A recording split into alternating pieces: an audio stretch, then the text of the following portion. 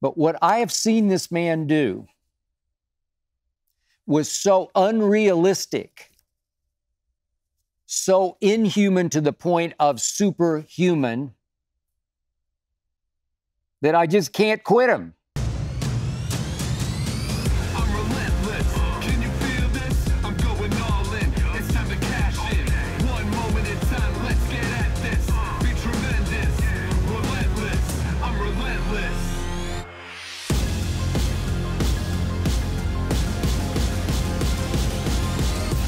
Here we go. This is the Skip Bayless Show, episode 121, as in 121. Wow. This, as always, is the Undisputed. Everything I cannot share with you during the 2.5-hour debate show that is Undisputed.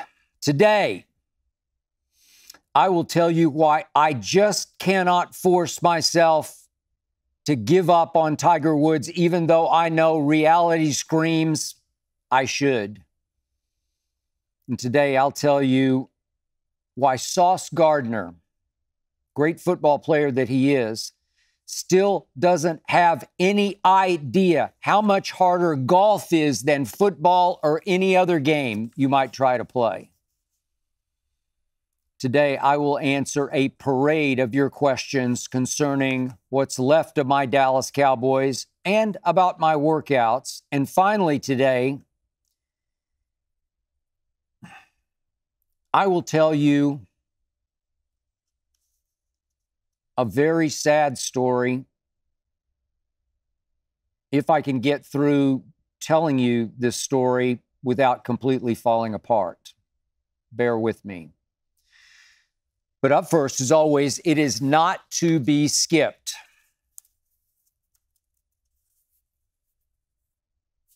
So I'm here to tell you that Colin Montgomery is almost certainly right. Tiger Woods should quit trying to play in golf's major championships before he embarrasses himself even worse than he already has. Almost certainly right is Colin Montgomery. If you don't know Colin Montgomery, and I wouldn't blame you if you did not,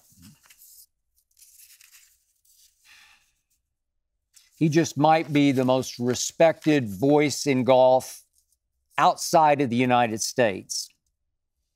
You can make a case Colin Montgomery is the best player ever to not win a major championship, even though he did finish second 5 times in major championships. Colin Montgomery played on 8 Ryder Cup teams for Europe. He's from Scotland. He never lost a single Ryder Cup match in singles. He did captain a Ryder Cup team. He is now 61 years of age. His words carry weight. So allow me to read you what Colin Montgomery had to say the other day about Tiger Woods.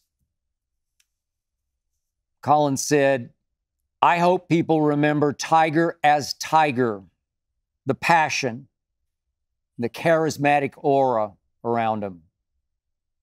There is none of that now. At Pinehurst, which was the site of the recent U.S. Open,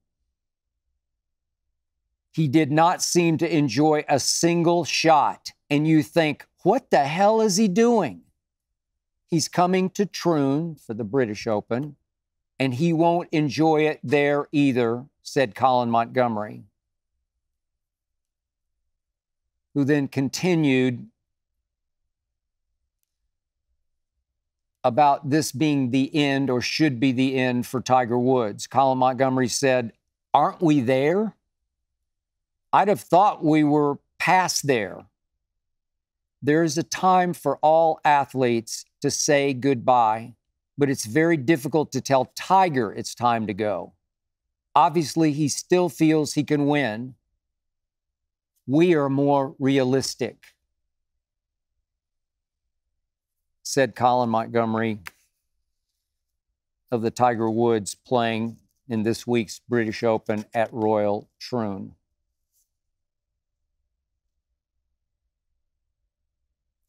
So realistically, do I think Tiger Woods will ever win another major golf championship? Another Masters, another U.S. Open, another British Open, another PGA? I do not. How could I? Realistically. But what I have seen this man do was so unrealistic, so inhuman to the point of superhuman, that I just can't quit him. I can't call for him to quit. He's playing in a British Open at Royal Troon, and I'm going to watch. Because I watched Tiger's opening press conference. He always gives one a couple of days before the first round. This one at Royal Troon. And I heard him say, I saw him say, I wouldn't be here if I didn't think I could win. I bought it. I fell right back in the Tiger trap. Because he's Tiger freaking Woods. I know he's 48 years of age. I got it. But I was there. I was there on hand, up close, for most of those major championships from 2000 through 2002, when he dominated the game of golf the way no player ever has, or to me, ever will. It was superhuman what Tiger Woods did to golf. He dominated with thunderstorm style, aura, charisma, charm, force that just captivated the entire world. Not just the golf world, the entire world. Because you never knew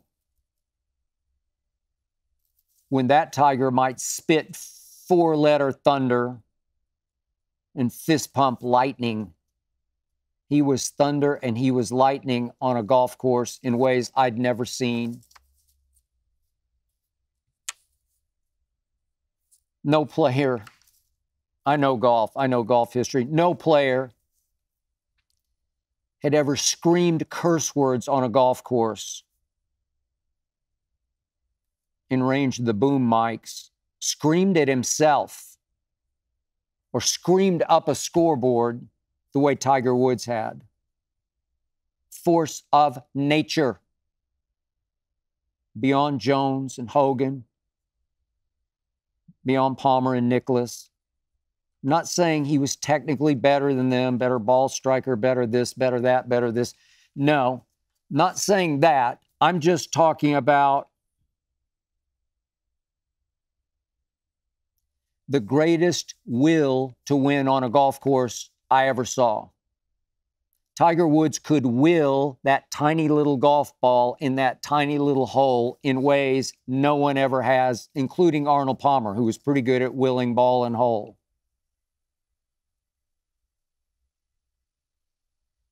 Tiger could impose his will on an entire field in ways no human has ever imposed his or her will on an entire deep field at a major championship golf tournament. Ever, ever, ever. We'll never see anything like that on TV shows in those years, in those days. We did debate topics about Tiger or the field, Tiger or the field. You don't do that in golf. Golf is so hard to predict. I don't know who's going to win the British Open. I can give you my this or that, but I'll probably be wrong. I'm almost certainly sure I will be wrong. It's just hard to know. the golf gods will touch him on the shoulder or him on the top of the head or maybe him on the foot. You just don't know. But with Tiger, you knew, especially from 2000 to 2002-ish, 3-ish. Take Tiger, not the field. You can have all those guys, because when Tiger roars, they all bow down. They genuflect. They run and they hide. That's what was happening.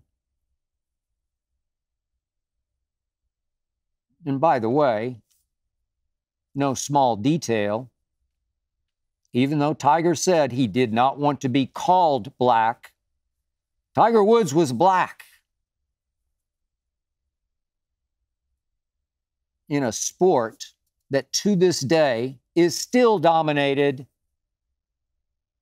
by white people. Men's golf dominated by white people. It just is.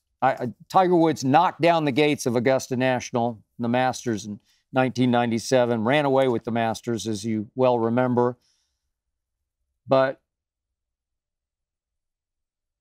he did not open the floodgates for black golfers. Very, very few, shockingly few. I could get deeper into that. Maybe someday I will. I have my theories. Maybe you have yours. But the point is, there was only one Tiger Woods. He did that. Nobody else has been able to do it. No other black golfer has been able to come close to that. He did that. He was Tiger Woods, and he is Tiger Woods. And when Tiger Woods says he can still win at age 48, I listen. I'm not betting against Tiger Woods even at 48, even after what we've seen recently from Tiger Woods. Even though my better judgment is right there with Colin Montgomery. My better judgment says, wake up, stop it. And by the way, if Tiger can win anywhere, it's at a British Open. Courses are flatter, easier to walk. He has trouble walking. Get to that in just a moment. Driving distance isn't at a premium at a British Open. You don't have to carry the ball 320 yards in the air to have a chance to win. At Troon, Tiger can hit his Stinger 1-irons off the tee. He can hit drivers off the deck, keep his ball under the wind on second shots on par 5s. I mean, Tom Watson nearly won a British Open at age 59. So why can't Tiger win at 48 or 49 or 50? Or 59? Well, reality screams no. I can hear it in my left ear right now, screaming at me from my innermost psyche. And that's because Tiger's body can no longer measure up to his will and to his clutch gene, which is the size of Jordan's. I've talked about this before, but Tiger back in the day wanted to be a Navy SEAL, following his dad's military footsteps, trained with the Navy SEALs, tore his ACL with the Navy SEALs, suffered a stress fracture in his lower leg, running distance in army boots, combat boots. Tiger Woods has suffered more injuries than most career-long football players have. Tiger Woods has been hurt more than any golfer ever has that I can ever remember. Maybe I'm forgetting somebody, but no, not like what this man has suffered. Not to mention that on February 23rd of 2021, Tiger Woods suffered a near-fatal car crash out here in Southern California. I think he was going 85 miles an hour downhill and never touched the brakes before impact and lived to tell. That was a miracle. And yep, it was miraculous that he could ever even play again. And he has, and he is. It was miraculous at this year's Masters that he made the cut. I thought it was a spectacular achievement. He made the cut. Then gassed with his ankle flaring up on him again, the one that got crippled in the car wreck. Tiger on Saturday and Sunday shot 82 and 77, and the miracle turned into a debacle. But yeah, it was a miracle that Tiger Woods actually came back and won the Masters in 2019. Again, this is pre-crash. At age 42. He won the Masters in 2019 at age 42. But what is not miraculous is this wake up and accept it stat. Think about it. The same Tiger Woods who won 14 majors in his first 11 professional seasons, 14 and 11. That's from the 1997 Masters through the 2008 U.S. Open, which he won on that broken leg, Torrey Pines. That Tiger has now won only that one major, that 2019 Masters, in the last 16 years. Think about that. One in the last 16 after 14 in the first 11. So that means Tiger Woods has won one major championship in the last 75 that have been played. That is scary, scary reality screaming at you and me.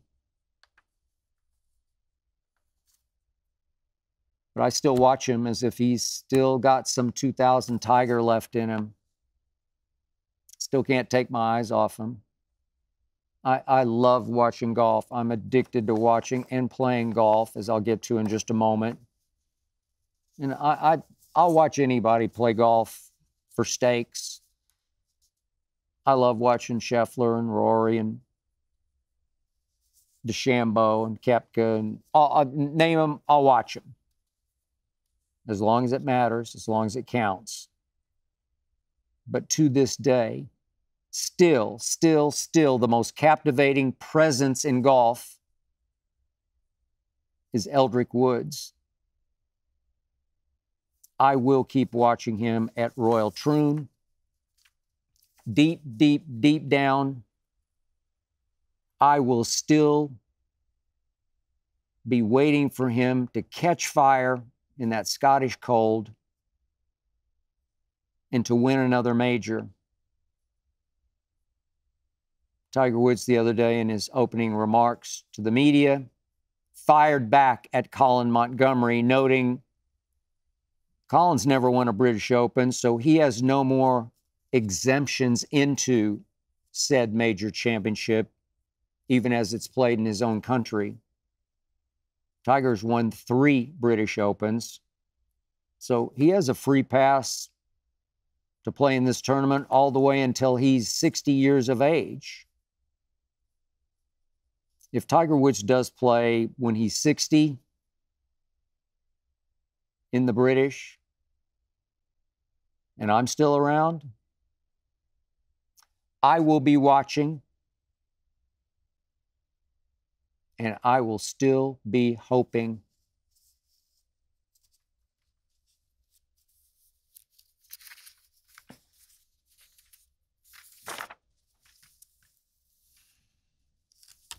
So, as most of you know, Sauce Gardner is an all-pro cornerback for the New York Jets. Many stories have been written about how, especially through this offseason, Sauce Gardner became obsessed with playing golf. I know the feeling. Recently, Sauce Gardner tweeted this: I never thought I'd say this, but golf is harder than football.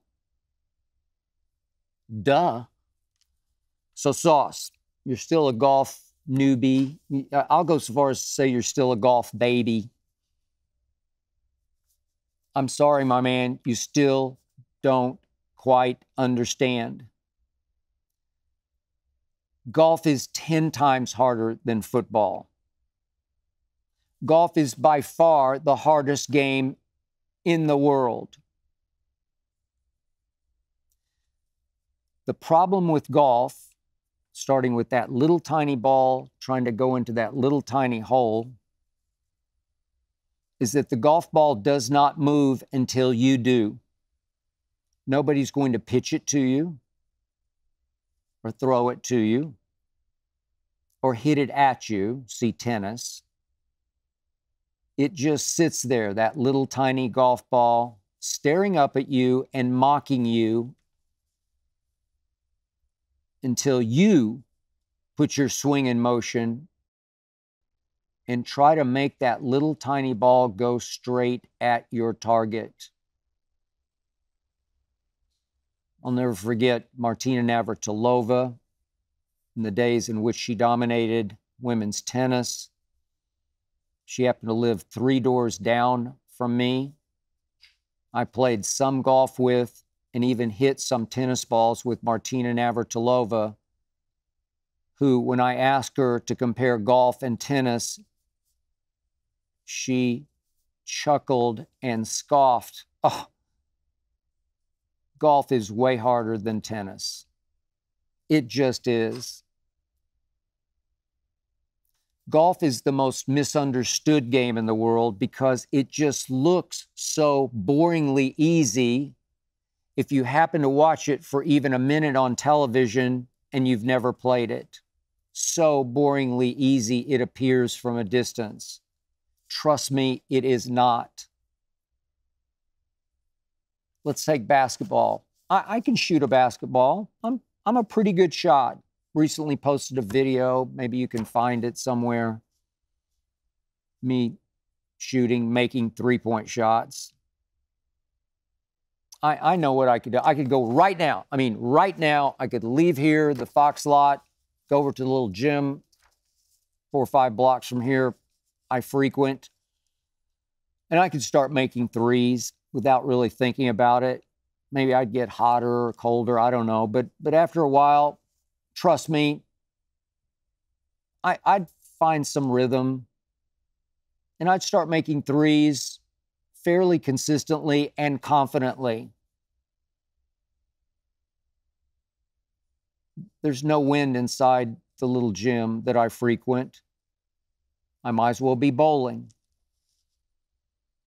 shooting threes. Every golf shot is a snowflake.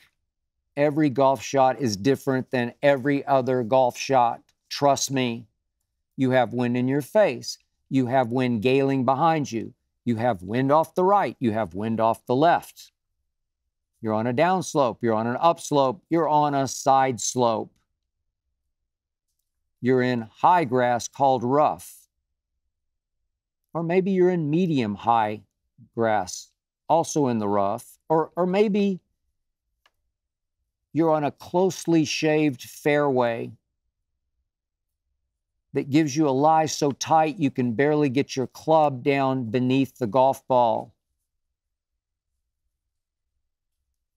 The golf ball is so tiny that if you hit it by 1/100th of an inch, it will hook or slice 15, 20 yards left or right. The hole is so small in golf that the psychological demons can seize your hands when you're putting. And suddenly that little tiny hole has an invisible lid on it, no matter how hard you try to will the ball into it. There are times when you could sooner make a 10-foot putt than a 2-foot putt. Trust me on this. The 2-footer looks farther than the 10-footer. The closer you get to the hole with a putter, the more your hands might tremble and suffer involuntary tremors. Just when you think you have golf figured out, you know nothing about golf.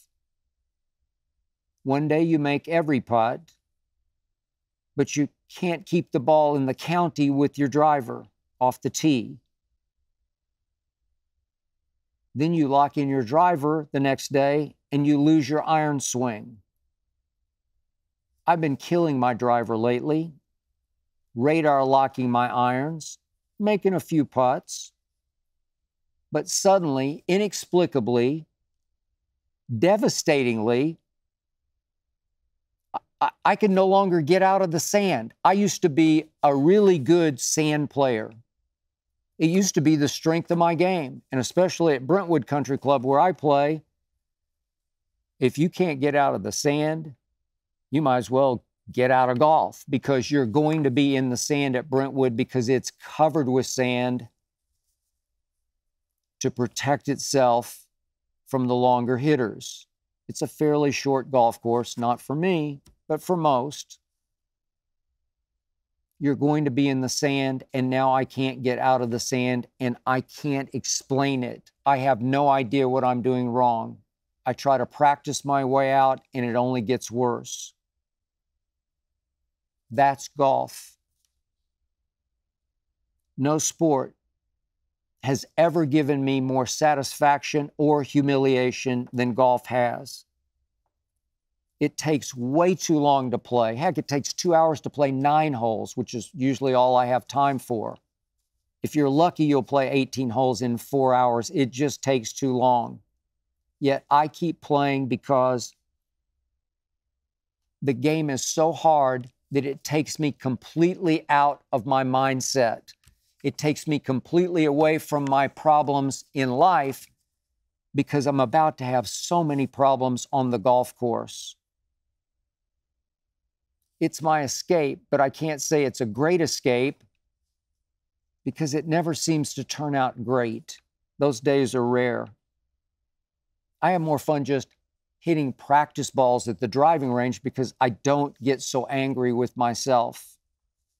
Sometimes I think I should just quit golf and hit golf balls. Just practice instead of play.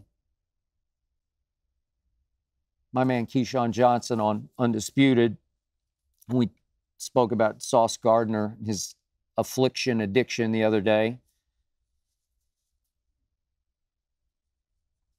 Showed us a video of him taking his one and only golf swing in his life at a club he belongs to out here in the Valley in Southern California. I guess his friends dared him to hit one golf ball off, I don't know what tee, maybe the first tee, probably was. So Keyshawn teed it up, great athlete that he is, and he smashed it. I couldn't really see the ball flight, but it looked like he connected. He says he belted it. And he basically dropped the club and the mic and walked off, and that's his golf career. One swing, one great shot, according to Keyshawn. And I don't doubt him. Beginner's luck, blissful ignorance. The golf gods trying to ensnare him, trying to entice him into coming back for more. I've dared Keyshawn, come out with me. Come out to Brentwood and let's play 18 holes and see how long you last. I don't think Keyshawn would have the patience to last much longer than 2 or 3 holes and say, this is crazy, I'm out. That's golf. That's why what Tiger Woods did from 2000 to 2003 was so all-time impossibly great, and why I just can't write him off. This is Ian from Dallas. What did you do with your Micah Parsons jersey? What about all your other Cowboy jerseys that went into the trash? I did. I threw them all into the trash. Ian from Dallas.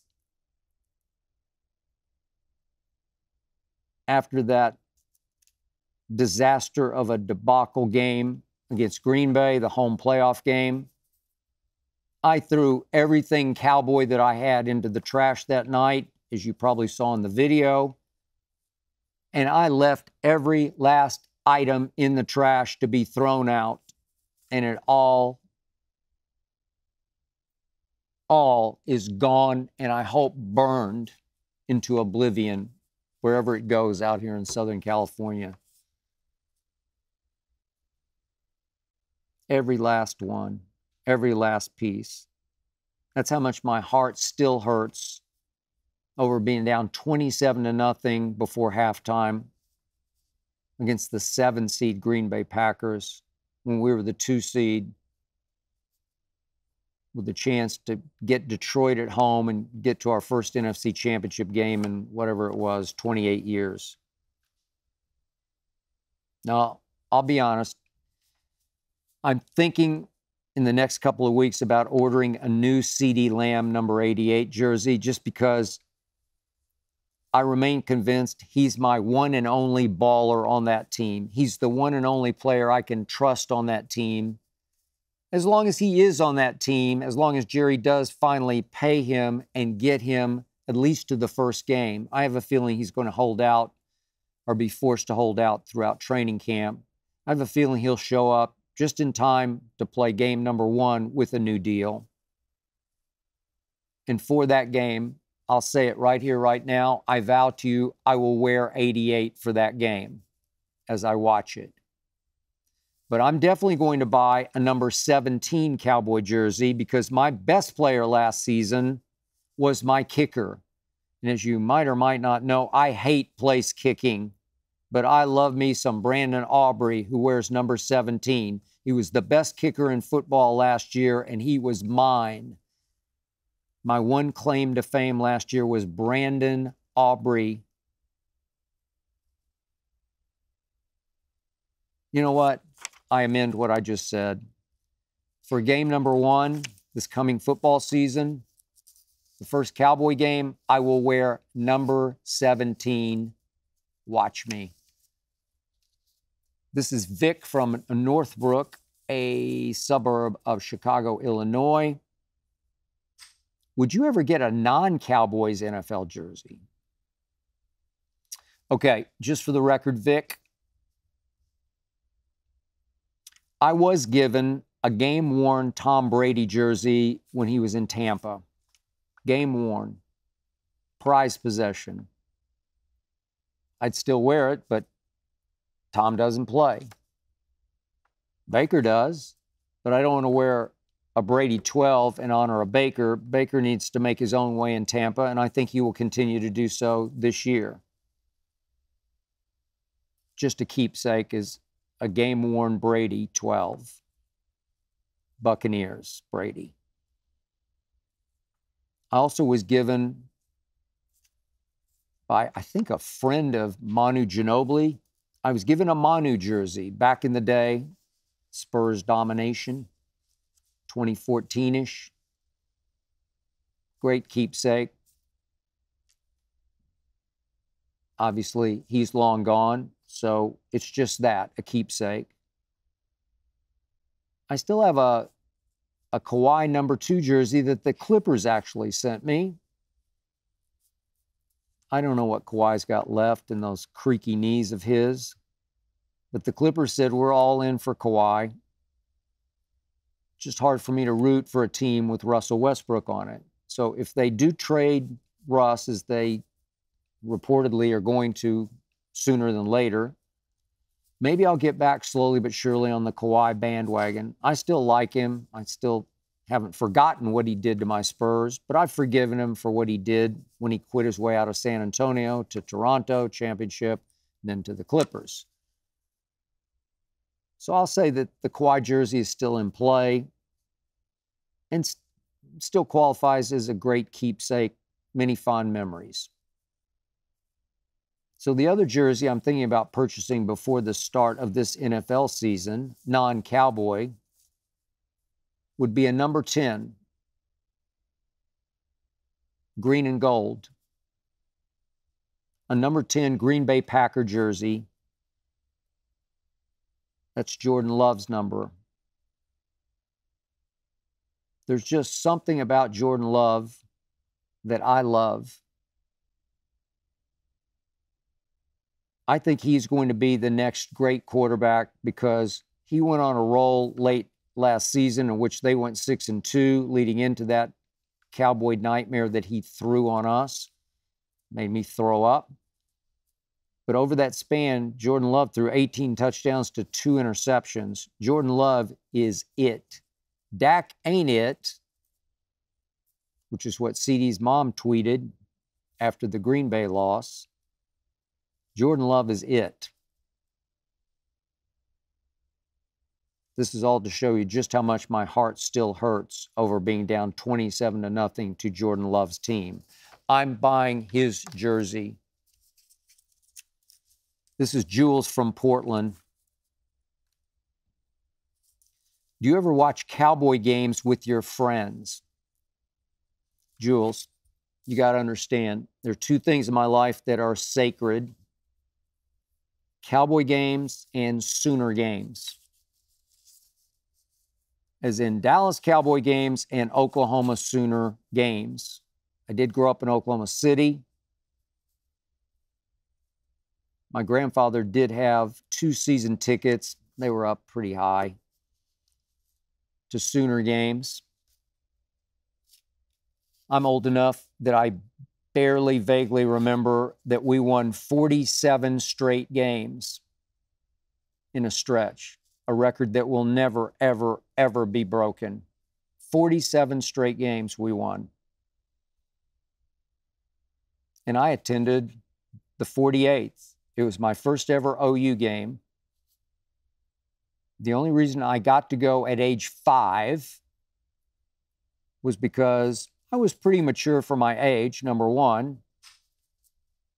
And number two, I had 4 older male cousins who decided they did not want to go with my grandfather that day.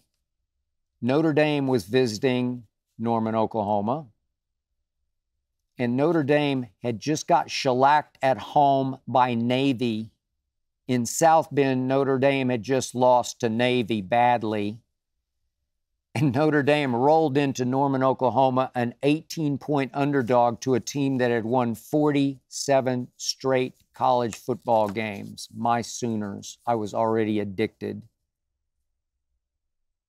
My cousins turned up their noses. We don't want to go. It'll be a wipeout. It'll be 50-6. My grandfather called my mom and said, "Do you think he's old enough?" Yeah, my mom said, "He can do this. He'll be fine." So my grandfather, a bear of a man, didn't say much, my grandfather. I wasn't close to him, but he took me to my first ever University of Oklahoma game at age 5. And I sat beside him as my Sooners lost 7-0. At home, they lost 7-0 as an 18-point favorite. And I got to tell you, as bad as it was, as difficult as my grandfather was in those days, it took about an hour to get home because of the traffic from Norman to Oklahoma City. I don't think my grandfather spoke all the way to the car or home. I don't think he spoke when he dropped me off at home. That's how angry and shell-shocked my grandfather was by that loss. But I was hooked, man.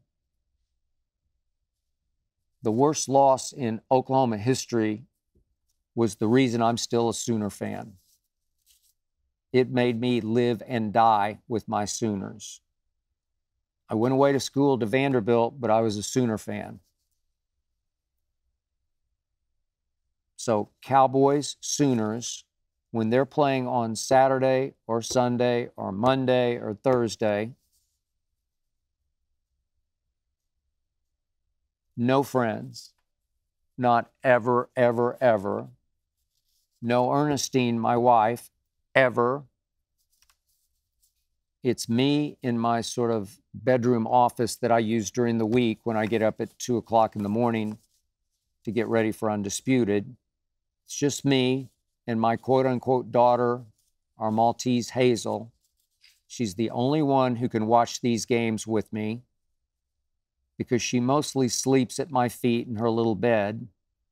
And if I do scream at the TV, which I am wont to do, words I can't repeat, when I do scream, she opens only one eye, basically rolls that eye at me and goes right back to sleep.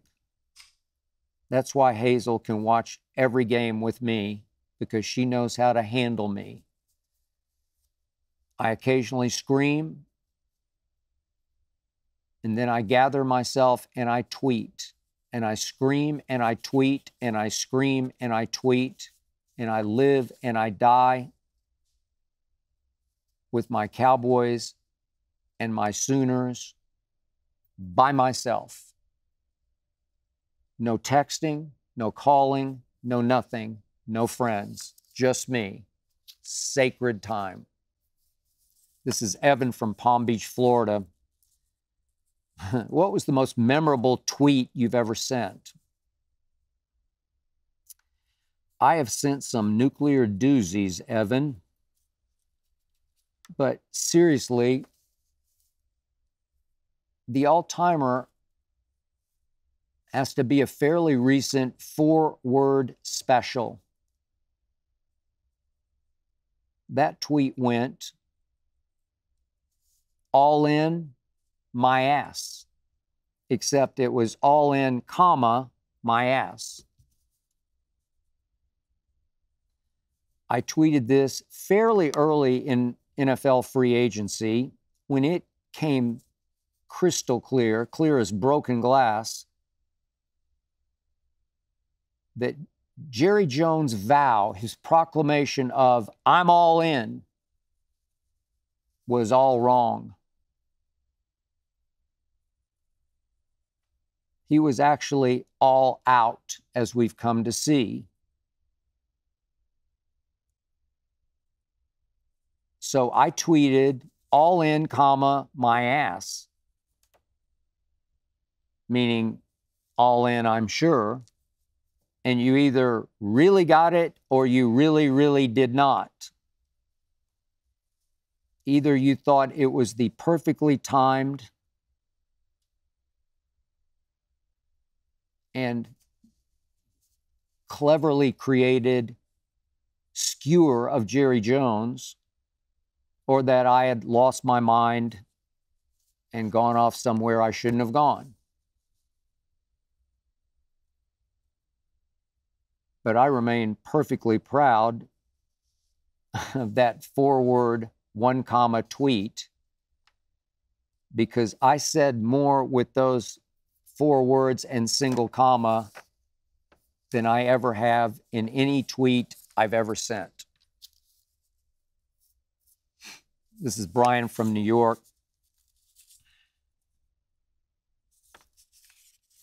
Ever play pickup basketball or soccer or join a softball league? So, Brian, I was amused by your question because I'll start with soccer.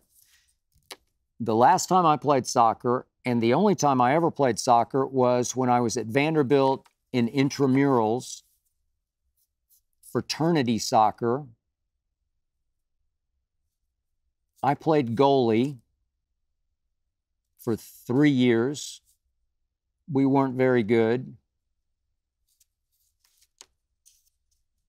But I actually got a great kick out of playing goalie because it was a great challenge for me. But I have so little connection to soccer itself.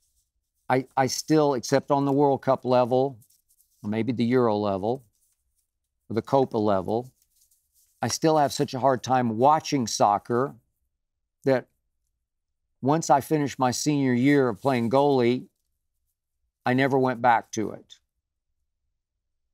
Last time I played softball would be church league softball in high school as kind of a ringer on a friend's team. After my baseball season had ended, played shortstop, not a power hitter, just a singles, doubles hitter. And I loved it, and I do miss it, and I wish I still had the time to do it, but I don't. But I still can find time to play pickup basketball. Not free-for-all, open season pickup basketball, as in go to the 24-hour fitness out here and play basketball, Equinox and play basketball. No, not that kind. That's way too dangerous. But I still play one-on-one basketball against people I know and can trust. What's wrong with open floor, open season pickup games is you can't trust anybody. And because a lot of people know who I am, you get fastest gun in the West trying to show me and show me up. And it gets crazy and it gets dangerous. And one wrong move, knock on some wood here, I don't even like to talk about it. You tear your ACL or your Achilles tendon and you're done. I like to work out too much. I like to run too much, run distance too much to risk that. But if I know my opponent and I can trust that my opponent will play hard but not crazy, I still play one-on-one basketball, if that qualifies as pickup basketball. Which brings me to the last question from Phil from Denver. Have you ever filmed your workouts? You know, it's funny. I hadn't thought about this, Phil, but I have been filmed many, many times lifting weights and running by various outlets. Recently, Men's Health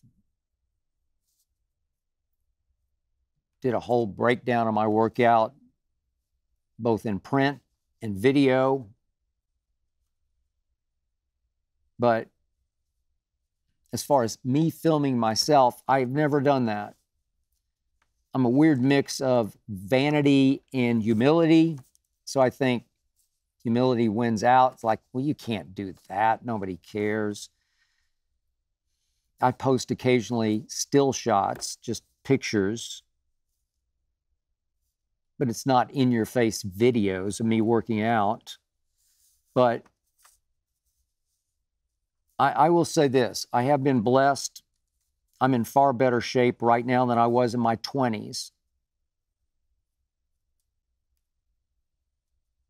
If you, I don't have any, but if you could see pics of me in my 20s,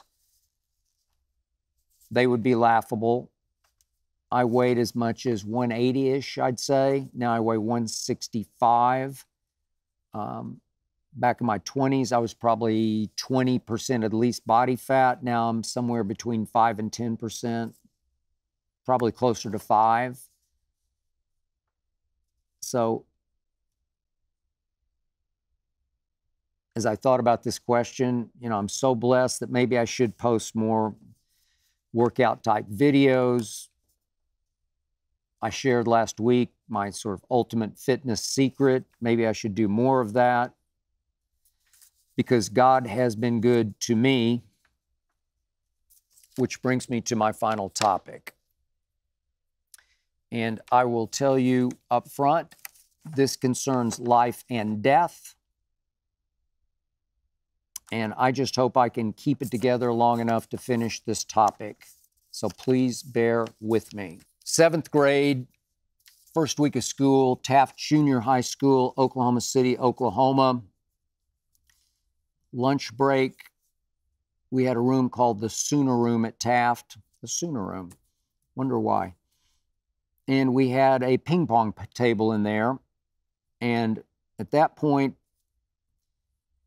the guys were more interested in ping pong than they were in the girls. That would change as we got into 8th and 9th grade. But at that point, everybody wanted to play ping pong. So as I was watching others play, I noticed there was a guy named Craig Humphreys who was really good at ping pong.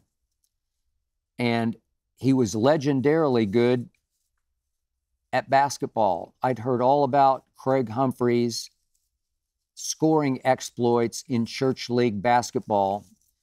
But he went to a Baptist church, so they had a Baptist league, and I went to a Methodist church. So I was in the Methodist league.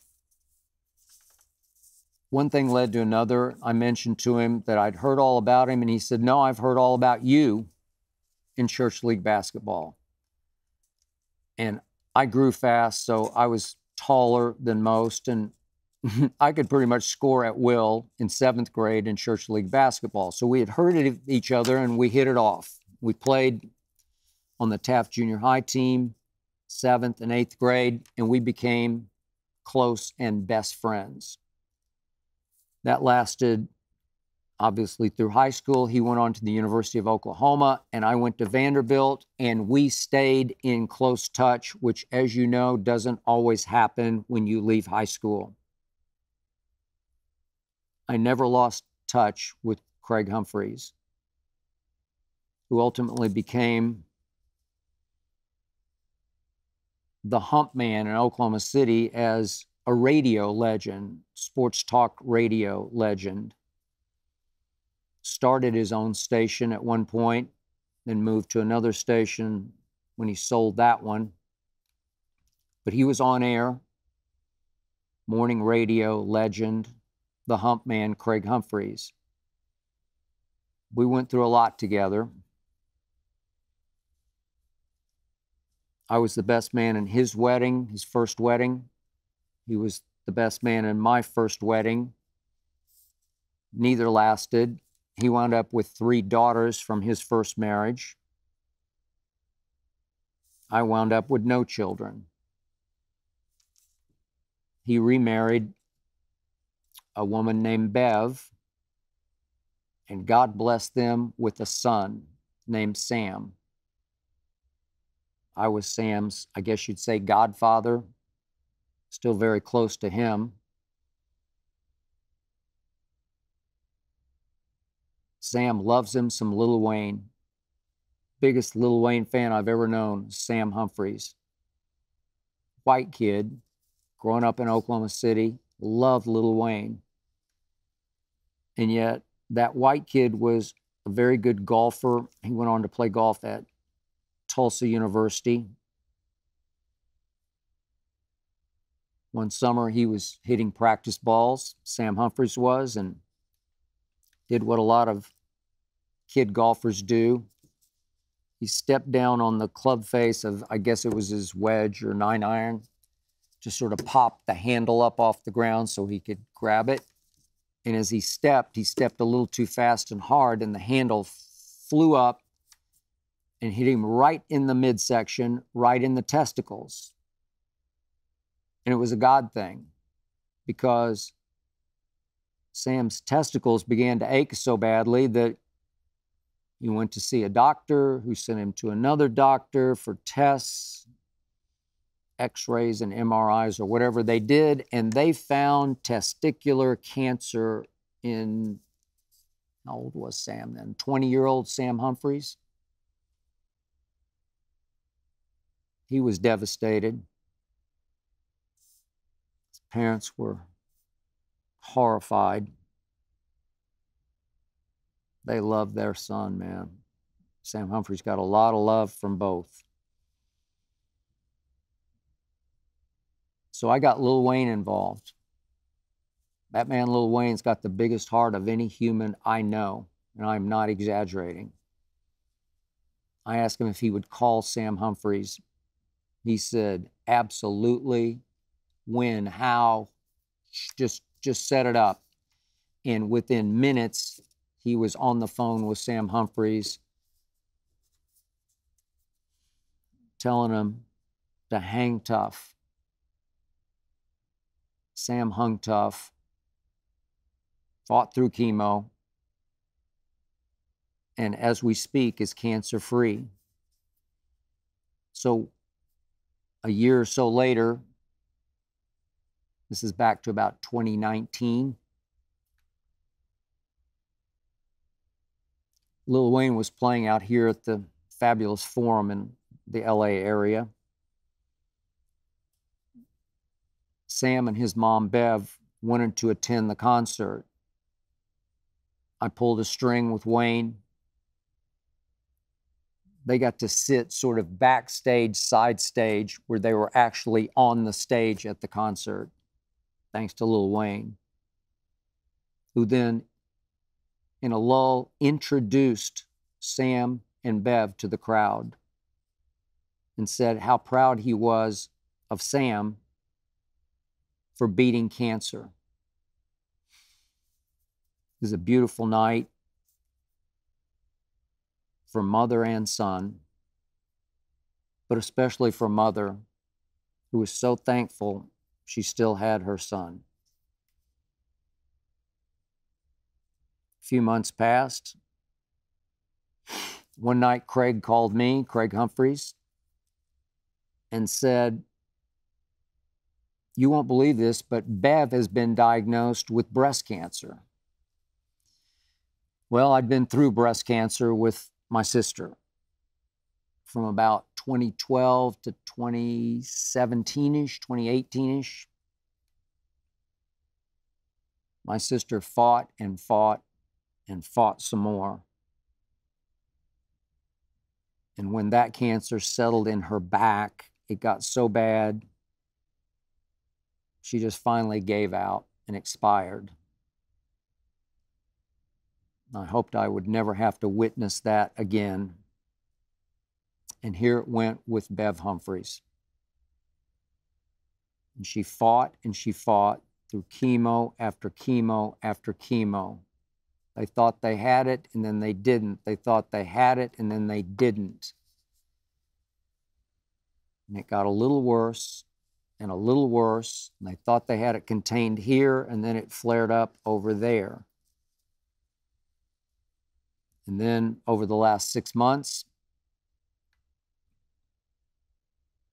it got to the point where she couldn't keep her food down. Not to get too graphic, but it just tore me apart day after day, night after night, to hear from her husband, Craig, my best friend since junior high school, that she just couldn't stop vomiting. She vomited so much that she had to get her esophagus scoped because it was so torn up. She had to have lesions taken out of her esophagus because it was so mutilated by all that bile she was spitting up. Any solid food she could not keep down. I kept telling my wife, Ernestine, it's just the cancer. It's advancing.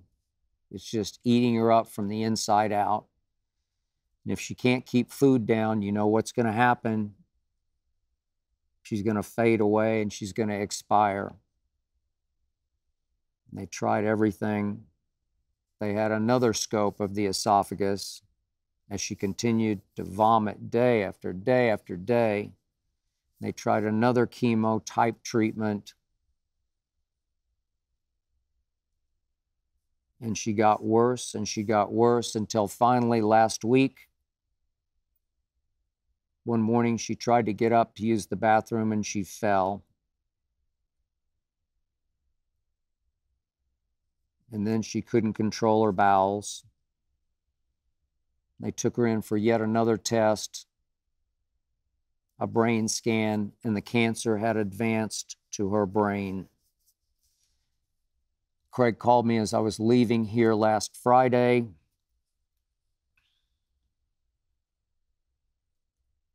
And he said, they've given her 2 weeks. It just tore me apart. Because that woman has suffered so much. And I have been so conflicted over the last 3 or 4 days, 5 days, talking to them every day about what this means and how I should feel. I do believe in God and I do believe in the afterlife. And at some point, I do believe that that woman,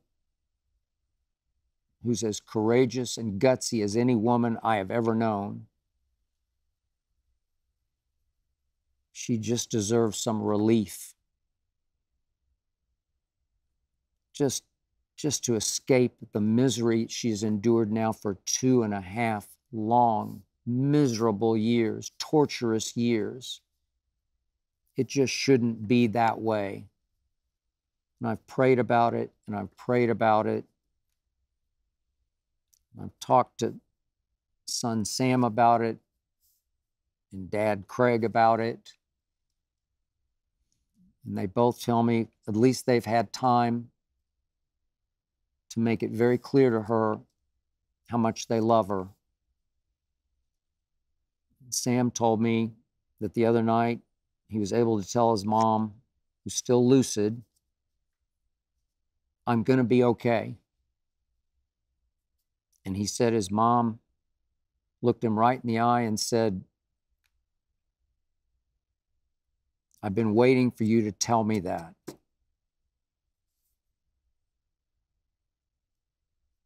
He's married now, Sam is. And his mom told him,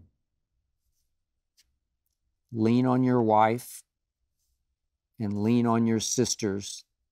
Craig's 3 daughters from his first marriage, all of them very close with Sam. A parade of folks have come through. Bev has so many friends. She was the light of her world. And they've all been able to look her in the eye and hug her and tell her they love her.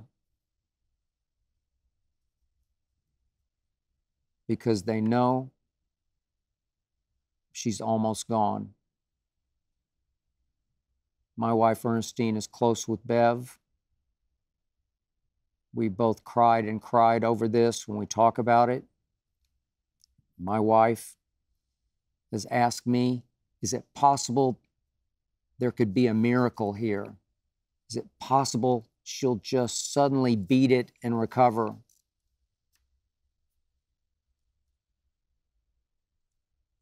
I don't know what to say. Is it possible? Sure. But I doubt it.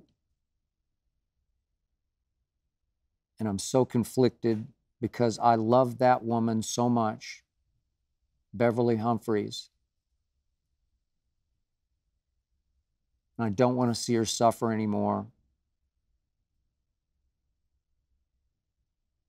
I just want her to be at peace. God bless her. God ultimately take her. And God, please be with Craig and Sam. That's it for episode 121. Thank you for listening and/or watching. Thanks to Jonathan Berger and his All-Pro team for making this show go. Thanks to Tyler Korn for producing. Please remember, Undisputed is every weekday, 9:30 to noon Eastern. The Skip Bayless Show every week.